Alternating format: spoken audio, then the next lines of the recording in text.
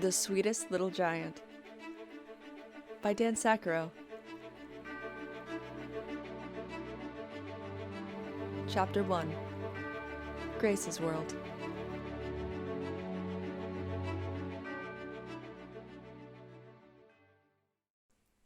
One quiet, still magical morning in early December, a young girl named Grace carefully crept from her bedroom window onto the roof of her porch.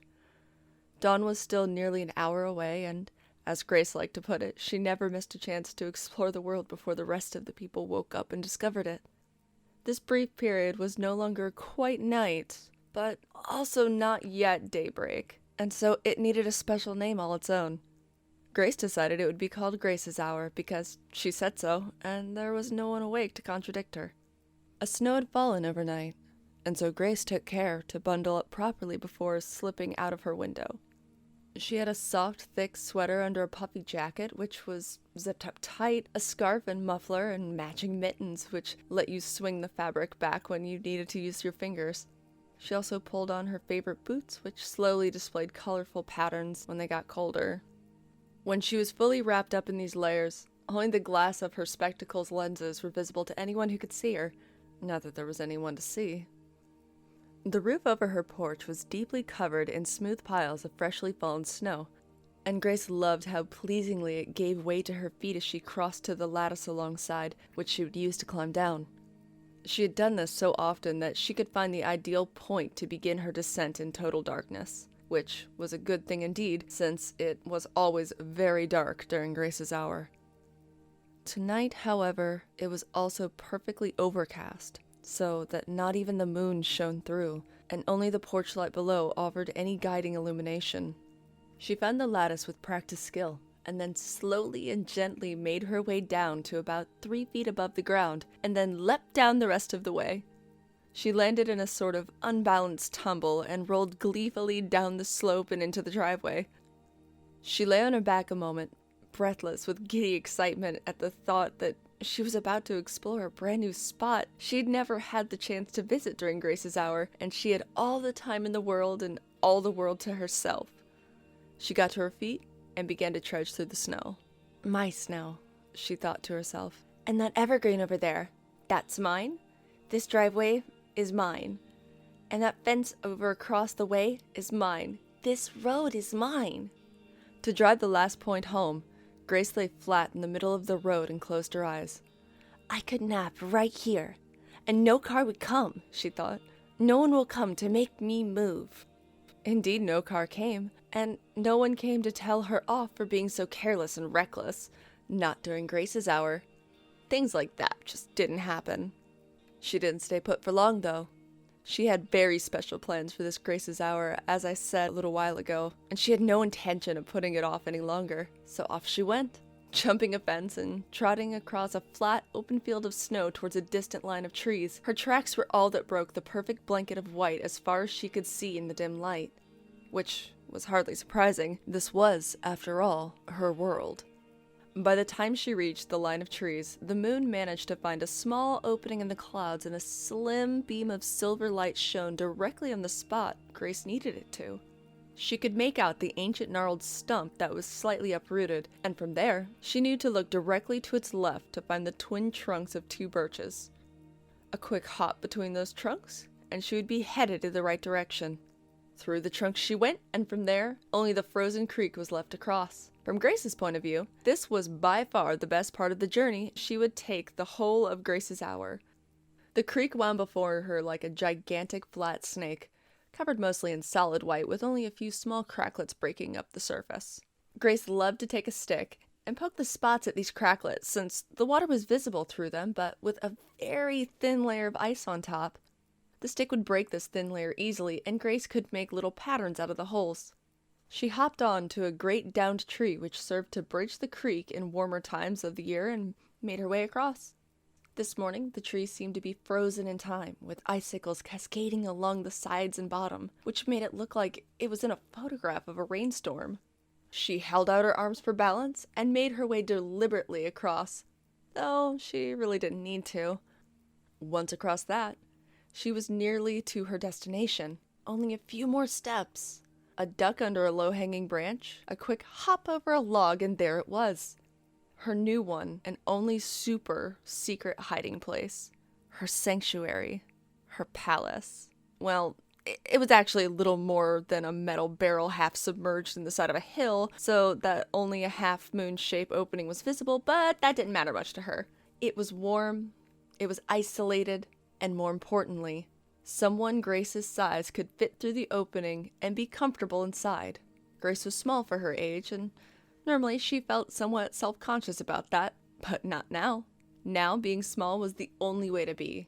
Were she much larger, she wouldn't have this wonderful, super secret hiding place all to herself. That last part was the most important. Never before had Grace felt happier to be completely alone. This was Grace's world. Through the half-moon-shaped opening she crept, and onto a bed of leaves, twigs, and dirt that had been collecting since who knows when. The leaves were still dry enough to crackle under her knees and boots. There was just enough space for her to sit comfortably. Once she got properly situated, she began to rummage around in one of her puffy jacket's pockets for some crucially important items. One of these items was a small plastic bag she took care to seal tightly before stowing it away. The bag held a small black flashlight her father kept in his tool shed. It was small, but it shone as brightly as the sun when it wanted to. Grace had been especially careful with this, as it was after all her father's, and she didn't want him to be cross if any harm came to it. The other item was a small notebook bound tightly with a black silk band and a pencil bound to the book's spine under the band. The notebook was well worn because it had belonged to Grace's grandmother.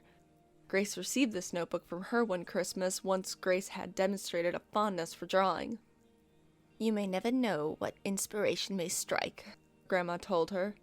"This book was originally your grandfather's, and he took it all over the world when he was a young man. You'll find he kept something of a visual diary of his travels when he could." Grace's parents had initially been apprehensive of the idea of giving Grace something so irreplaceable, but Grace's grandmother insisted. "My memories are in my head, not in things," she said. "Grace will find much more use for it than anyone else, I think." Grace wasn't sure about that, but she certainly treasured this notebook above all other things. Her grandfather was quite well-traveled indeed, and an astonishing artist. Here and there were sketches of mountains, of buildings, of views from windows, of wrecked warplanes, of Egyptian sarcophagi. To the last, the sketches were rendered in painstakingly realistic detail, as though he had taken a photograph. Each exquisite drawing was a moment perfectly frozen in time, forever, as only her grandfather could have seen them. It was, therefore, Grace's plan to add to the pages of this book this morning by sketching her view from within her brand new secret hiding place. She, too, would freeze a moment in time, as only she could have done. Of course, she couldn't hope to match the picture-perfect quality of her grandfather's work, but when she brought this concern to her grandmother simply said, "I don't think he could have matched the joy he felt at seeing you add to it." That settled it.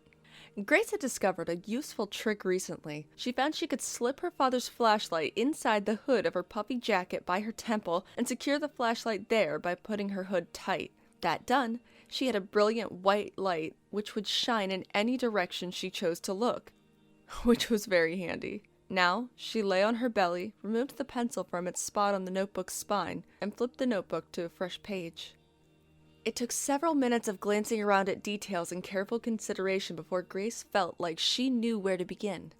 She found that the blank page, with one of her grandfather's sketches on the opposite page no less, were together somewhat intimidating. Finally, though, she resolved to begin. "It's okay," she said to the air. "Do whatever feels right. This is your world after all. Anything goes. You're perfectly alone." No sooner had those words passed her lips, however, did Grace realize that she couldn't have been more wrong. Grace's heart leapt and her breath froze as she heard the unmistakable crunching sound of footfalls in the snow. Heavy footfalls, powerful, deliberate, ominous, evenly spaced footfalls. As though whoever those footfalls belonged to were ever so steadily approaching, growing louder and closer with each passing moment. "They can't be coming this way," she thought, in a desperate attempt to calm herself. They'll just walk past. I can't even be slightly visible. Grace then realized with a start that her flashlight was still lit, that surely whoever was approaching must have been drawn to it. She lifted a trembling hand to shut it off. To her terror, however, she remembered that the switch was a small rubber button at the base of the flashlight, and she couldn't get to it because it was secured under her tightly bound hood. She scrambled to wrestle the flashlight free, but it was too late. Something, Grace couldn't see what, suddenly covered the half-moon-shaped entrance, and the something, whatever it was, reflected Grace's light directly back into her eyes, dazzling her. That, on top of the sudden horrific shock, knocked Grace onto her back, screaming, but she had nowhere to go, nowhere to run. And then the whole barrel, in which Grace was now trapped, began violently to shake.